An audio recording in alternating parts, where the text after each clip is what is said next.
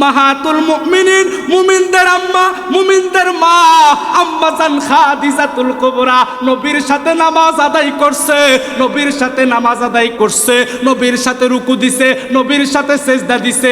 আম্মাজান খাদিজাতুল কুবরা ইসলাম গ্রহণ করার পরে মা খাদিজাতুল কুবরা যেই কয়দিন দুনিয়ার মধ্যে বেঁচে ছিল সেই কয়দিন মা খাদিজা এক ওয়াক্ত নামাজও ছাড়ে নাই, 5 ওয়াক্ত নামাজ মা খাদিজাতুল কুবরা আদায় করেছে। শুধু কেবল তাই নয়, ইসলাম গ্রহণ করার পরে মা খাদিজাতুল কুবরা একটা মুহূর্তের জন্য বেপরদাহীনভাবে ঘরের বাইর হয়ে নাই, ঘরের ভিতরে মা খাদিজাতুল কুবরা অবস্থান করেছে। আর আমার দেশের কিছু মৌলবী মানসিক রোগী পাগল ছাগল ওই ভার্সিটির মাল আমির হামজা কয় মা খাদিজা নাকি জীবনে কোনোদিন পর্দা করে নাই, এক ওয়াক্ত নামাজও পড়ে নাই। চিৎকার দিয়ে কোন নাউজুবিল্লাহ।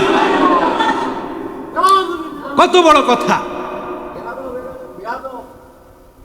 এই লাইনের যতগুলো আলেম আছে এ 2-1টা ছাড়া আর বাকি যতগুলো আছে সবগুলোর মেন্টালি সমস্যা। কথা কয় না, কথা কয় না, সবগুলোর মানসিক সমস্যা। কথা কয় না, ঠিক কি না? কত কিছুদিন আগে একটা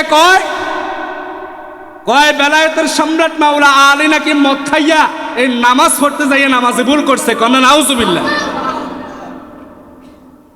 আবার কয় মা খাদিজাতুল কুবরা সে নাকি ইনটেক ছিল না, সে নাকি আপনার ভার্জিন ছিল না, তালাক খাওয়া নারী ছিল। কন্যা নাউজুবিল্লাহ। কত বড় জঘন্যতম শব্দ চয়ন আল্লাহর নবীর স্ত্রীদের শানে তারা ব্যবহার করে। চিৎকার দিয়ে কন্যা নাউজুবিল্লাহ। আরেক পাগল কয় নবীর মুখ থেকে দুর্গন্ধ কইতো। কন্যা নাউজুবিল্লাহ। অথচ যেই নবীর থুতু মুবারক সাহাবায়ে কেরাম এইভাবে হাত পেতে রাখতো, ইয়া রাসূলুল্লাহ আপনি থুতু মুবারক ফেলবেন আমাদের হাতের মধ্যে ফেলেন, বলুন না সুবহানাল্লাহ। সাহাবায়ে কেরাম এইভাবে হাত পেতে রাখতেন, যখন আল্লাহর নবী থুতু মুবারক ফেলবে সাহাবায়ে কেরাম সাথে সাথে হাত দিয়ে দিতেন, ইয়া রাসূলুল্লাহ আমার হাতের মধ্যে আপনি থুতু মুবারক দেন। যেই মাত্র আল্লাহর নবী সাহাবীদের হাতের মধ্যে থুতু মুবারক দিত, সাহাবীরা এইভাবে শরীরের মধ্যে মেসেজ করতো। সুবহানাল্লাহ। ওই যে সাহাবী নবীর থুতু মুবারক শরীরের মধ্যে মেসেজ করত, ওই সাহাবীর এই 14 বংশ পরবর্তীতে যারা আইছে তাকে প্রত্যেকের গা থেকে মেশক আম্বরের গ্যারান কইছে, হাদিসে কয়। সুবহানাল্লাহ। নবীর গাম মুবারক সাহাবায়ে কেরাম বোতলের মধ্যে শিশির মধ্যে ঢুকাইয়া এই বিভিন্ন অনুষ্ঠানে যাওয়ার সময় আতর হিসেবে ব্যবহার করে যাইতো। কোন সুবহানাল্লাহ।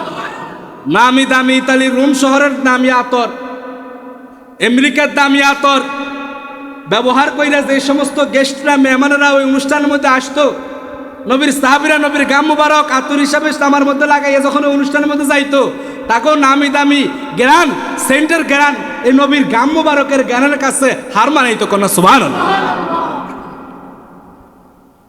একটু চিন্তা করে, একটু মস্তিষ্কটা দিয়ে চিন্তা করেন, আজ পর্যন্ত আহলে সুন্নাত ওয়াল জামাতের কোন আলেমের মুখে আপনি নবী বিদ্বেষী, সাহাবী বিদ্বেষী, কোরআন বিরোধী, হাদিস বিরোধী এমন কোন বক্তব্য আপনি শুনেন নাই, শুনতে পান নাই, আর কখনো শুনবেনও না। কথা বলুন, ঠিক কিনা? আর এই আহলে সুন্নাত ওয়াল জামাতের বাইরে যত বাতিলপন্থী আলেম আছে এই সবগুলোর কাজ হচ্ছে কিভাবে আল্লাহর নবীর শানে তারা কথা বলবে, সাহাবায়ে কেরামের শানে তারা কথা বলবে, কিভাবে তারা আল্লাহর নবী, সাহাবায়ে কেরাম, আউলিয়ায়ে কেরামের সম্মান ক্ষুণ্ণ করবে। সর্বক্ষণ তারা এইভাবে এই চিন্তা করে বক্তব্য দিয়ে যায় মানুষের মধ্যে। কথা বলুন, ঠিক কিনা?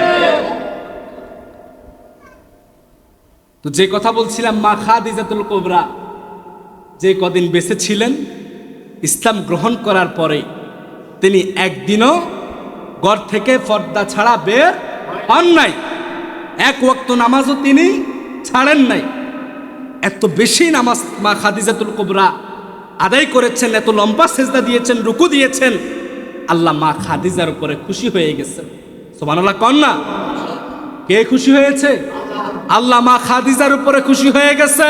আল্লাহ মা খাদিজার উপরে খুশি হয়ে যাওয়ার পরে আল্লাহ মা খাদিজাকে আরশ আজিম থেকে সালাম পাঠিয়েছে। বলুন সুবহানাল্লাহ। পৃথিবীর একমাত্র মহিষী নারী মা খাদিজাতুল কুবরা যেই মা খাদিজাতুল কুবরাকে স্বয়ং আল্লাহ পাক রব্বুল আলামিন আরশ আজিম থেকে সালাম দিয়েছে, বলুন সুবহানাল্লাহ। আর সেই মা খাদিজাতুল কুবরার ব্যাপারে কত জঘন্যতম কথা তারা বলে।